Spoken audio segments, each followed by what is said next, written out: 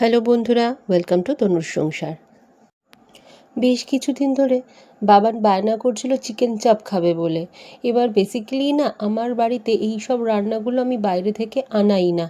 কোথাও গিয়ে খেতে গেলাম রেস্টুরেন্টে আলাদা কথা, কিন্তু খেতে ইচ্ছা করলে আমি বাড়িতেই বানাই।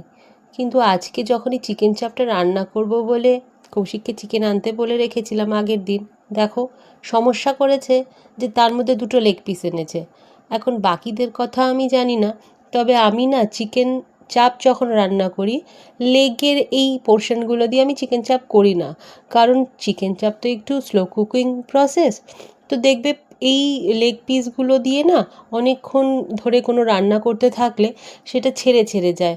কষাতেও তাই হয়, চিকেন কষা যখন বাড়িতে আমরা রান্না করি তো তখনও দেখবে অনেকক্ষণ ধরে এই লেগগুলো কষাতে থাকলে সেগুলো সমস্যা হয়ে যায়। এই রে, কথা বলতে বলতে চাপে আবার হলুদও দিয়ে ফেললাম। যাকগে, সেই তো বাড়ির লোকেরাই খাবো। হ্যাঁ, যেটা বলছিলাম, এই রকম চিকেন দিয়ে স্পেশাল কোনো ডিশ রান্না করতে গেলেও যখনই বাজারে যায় আমি তখনই ওকে পুরো পরিষ্কারভাবে বুঝিয়ে দিই কোন পিসটার জন্য কোন রান্নাটা, কিন্তু সেটাই ও ভুল করে নিয়ে চলে আসে। দাঁড়াও, বাকি ইনগ্রিডিয়েন্টসগুলো দেওয়া হয়ে গেছে। চাপের এই মশলাটা আমি আগেই বানিয়ে রেখেছিলাম, সেটার আর এইটুকুনি বাকি আছে। ওটা দিয়ে আগে ম্যারিনেটটা করে নিই, কারণ এতে আবার ম্যারিনেশনের অনেকক্ষণ টাইম লাগে, মানে আমি রাখি অন্তত। তাহলে কি চিকেনটা একদম খুব ভালোভাবে সুসিদ্ধ হয়। হ্যাঁ, তো দেখবে একটা জিনিস, এটা জানি না আমার তো হয়, বাকি তোমাদের হয় কি না জানি না, এই বিশেষ করে হয় আমার চিকেন, মাছ এইসবের উপরে বা মাটন এইসবের উপরে। যখনই কোনো এগুলো দিয়ে কোনো স্পেশাল ডিশ রান্না করতে যাওয়া হয় আর সেইটার যখন সমান কাটিং না হয়, আমার না রান্না করার মুডটাই চলে যায়। আমি জানি না তোমাদেরও এই জিনিসটা হয় কি না, তবে কারুর যদি হয় কমেন্ট করো আমাকে।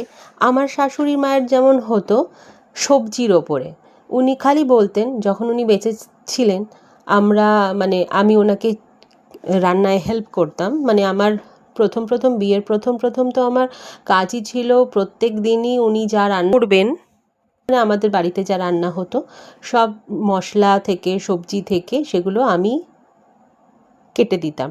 মশলা তো হতো আমাদের মিক্সিতে, কিন্তু সবজি কেটে দেওয়া থেকে শুরু করে মাছ ধুয়ে দেওয়া এগুলো সব আমিই করতাম। এবার তখন আমি আমার শাশুড়িকে খুব বলতে শুনেছি যে যে সবজিটার মানে যে তরকারিটার যে সবজি লাগে সেই সবজিটা সেরকমভাবে কাটতে বলতেন, না হলে বলতেন টেস্ট নাকি চলে যায়। তো আমার আবার এই খুঁতখুঁতানিটা এই চিকেন মাটন মাছের উপরে আছে। কিন্তু এই রান্নাটা সবই ঠিক আছে, যেহেতু এই লেগ পিসটা নিয়ে চলে এসছে তাই জন্য রান্না করতে গিয়েই যেন আমার মাথাটা কেমন গরম হয়ে যাচ্ছে। কিন্তু কিছু করার নেই, এসে যখন পড়েছে রান্না তো করতেই হবে। তাই বেশি খুঁতখুঁতানি না করে রান্নাটা দিলাম চাপিয়ে। আর আজকে এই চিকেন চাপের সঙ্গে আমি আর বিরিয়ানি বানাবো না। বাবান একবার বায়না তুলেছিল বটে যে মা চিকেন চাপ হচ্ছে যখন বিরিয়ানিও হয়ে যাক, কিন্তু এখন বিরিয়ানি করা সম্ভব না। তাই জন্য ভেবেছি, প্রথমে ভাবলাম পরোটা, তারপর সেটাও আস্তে আস্তে চলে এলো রুটিতে, মানে রুটিতে পরিবর্তন হয়ে গেল। তাতে কৌশিকের খুব একটা আপত্তি না থাকলেও বাবান একটু আপত্তি জানিয়েছিল বটে, কিন্তু ওকে একটু সামলে বুঝিয়ে নিয়েছি আর কি। আর এই যে দেখো, লেগ পিসগুলো আমি তুলে রেখেছি অর্ধেকটা সেদ্ধ হওয়ার পরে, দেখেছো কেমন ছেড়ে ছেড়ে গেছিলো। ঠিক এই ভয়েই আমি এই পিসগুলোকে অ্যাভয়েড করি। যাই হোক, চিকেনটা তো রান্না হয়েই গেছে তোমাদের সঙ্গে কথা বলতে বলতে। এটাকে আমি এবার আলাদা করে নিই, কারণ একসঙ্গে রাখলে বড্ড ঘাটাঘাটি হয়ে যায়। আর তারপর না, এই জিনিসগুলো তিনজন মানুষ একদিনেই তো আর খেয়ে শেষ করা যায় না, তো আলাদা করে রেখে দিলে জিনিসটা ফ্রেশ থাকে।